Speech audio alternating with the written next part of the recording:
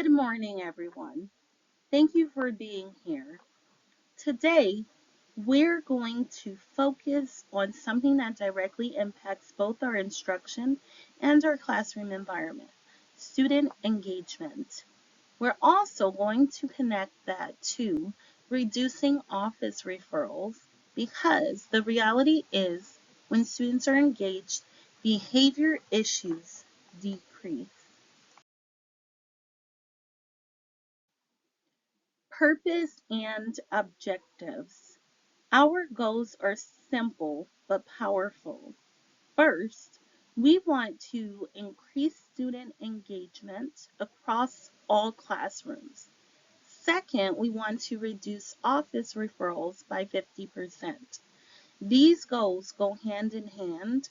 When instruction improves, behavior also improves. Our data. After looking at our observation data, a pattern stood out. Most classrooms are well managed, only a few scored low in management. But engagement is where we're struggling. That tells me students are doing what they're told, but they're not deeply thinking or actively participating. So today is about shifting from compliance to engagement. Why engagement matters. Engagement is not just nice to have, it is essential. When students are engaged, they learn more, they take ownership, and behavior issues naturally decrease. So instead of reacting to behavior, we're going to focus on preventing it through strong instruction.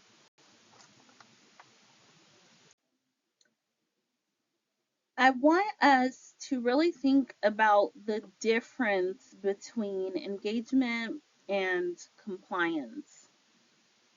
Compliance is when students are quiet and on task, but engagement, that's when students are thinking, discussing, questioning, and creating. A quiet classroom doesn't always mean learning is happening. Activity one, spot the difference. So let's take a moment to look at these two scenarios. One is a silent classroom with a worksheet. The other is a classroom where students are talking and collaborating. Turn to a partner. Which one shows real engagement and why? Activity 2. Turn and talk. Now let's model a strategy that you can use immediately. It's called turn and talk. The question is, what does engagement look like in your classroom? Everyone should be talking right now. This is exactly what we want students to be doing. Activity 3. As we watch this short clip, I want you to focus on the students. What are they doing? How do you know they're engaged? We're looking for visible evidence of learning. HLP 18, active engagement. This connects to high leverage practice 18, which is promoting active student engagement. This means students are not just sitting and listening. They are actively responding, discussing, and participating throughout the lesson. This is especially important for our students that need more support.